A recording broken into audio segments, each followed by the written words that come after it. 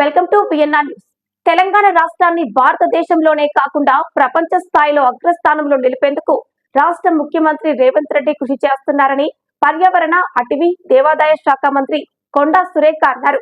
Telangana rising 2047 vision తో ప్రజా ప్రభుత్వం ముందుకు సాగుతోందన్నారు. హనుమకొండ జిల్లా పోలీస్ పరేడ్ గ్రౌండ్ నందు సోమవారం నిర్వహించిన తెలంగాణ రాష్ట్ర అవతరణ దినోత్సవ వేడుకల్లో పాల్గొని మంత్రి కొండా సురేఖ జాతీయ పతాకావిష్కరణ గావించారు. పోలీసు గౌరవ వందనం స్వీకరించారు. ప్రగతి గురించి వివరించారు. వివిధ ప్రభుత్వ శాఖల ద్వారా అమలవుతున్న అభివృద్ధి సంక్షేమ పథకాల వివరాలను తెలియజేశారు. రాష్ట్ర అభివృద్ధి గురించి తెలియజేస్తూ ప్రదర్శించిన శతకాలను తిలకించారు. కార్యక్రమంలో జిల్లా ప్రజా ప్రతినిధులు, జిల్లా ఉన్నతాధికారులు పాల్గొన్నారు.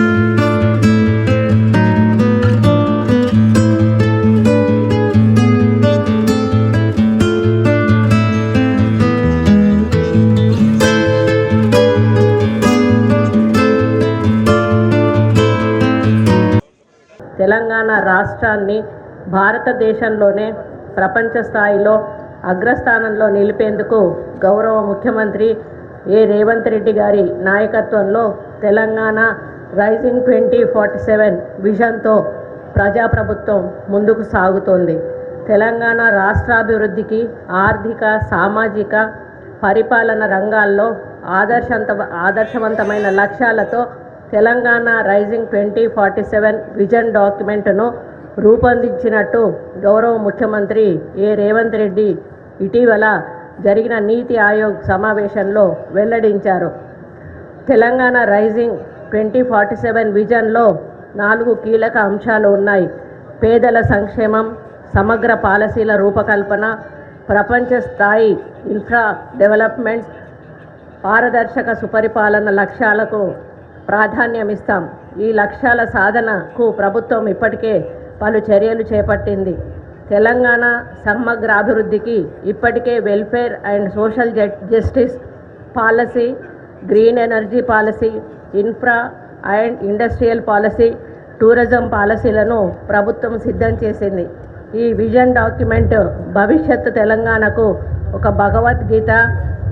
ఇది తెలంగాణ రూపురేఖలనే మార్చివేస్తుంది.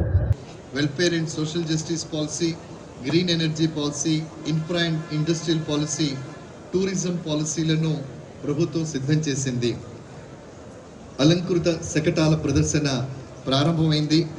పల్లె వెలుగు ఎక్స్ప్రెస్ బస్సుల్లో, సిటీ ఆర్డినరీ మెట్రో ఎక్స్ప్రెస్ బస్సుల్లో ఏర్పాటు చేసింది. హనుమకొండ జిల్లాలో ఆర్టీసీ నడిపించేటటువంటి 559 బస్సుల్లో 411 బస్సులు అంటే 74% ఎక్స్ప్రెస్ మరియు 354 బస్సులు సిటీ ఆర్డినరీ బస్సులు 57 ఉన్నాయి. ఇందులో మహాలక్ష్మి పథకం అమలు చేయబడుతుంది. రైతులకు నేస్తం, విత్తు కొద్ది పంట, quality seed in every village, QSEV, నాణ్యత గల విత్తనాలు ప్రతి గ్రామంలో అనే విభాగంలో భాగంగా అనేకటువంటి పథకంలో భాగంగా ఈరోజు మనం 10 మందికి మరి నాణ్యమైనటువంటి విత్తనాలను కూడా ఇవ్వడం జరుగుతుంది. 1 మంది మహిళల్ని కోటీశ్వరుల్ని చేయాలి అనేటటువంటి సంకల్పంతో ముందుకు సాగుతుంది. ఇందులో 25 కుటుంబ మిషన్లు ఇవ్వడం జరిగింది. 5,837 సూక్ష్మ రుణాలు, 260 అందరూ సమానమే. సరేనా? ఒకవేళ కూతురు నువ్వు కష్టపడి చదివిస్తే కొడుకు కంటే ఎక్కువగా నిన్ను చూసుకుంటుంది. ఇవాళ రేపు పాప బాబు ఏం లేదు, రాస్తున్నాను, తీసుకెళ్ళండి, టైంకి పోస్టులు తీసుకొస్తారు. సరేనా?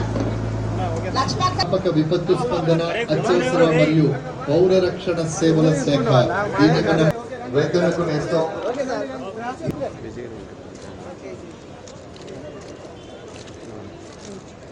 కుమారస్వామి గారు,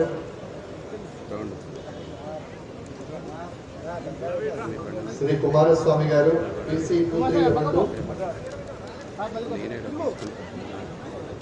తర్వాత కొత్త రాజు గారు, PC 2156.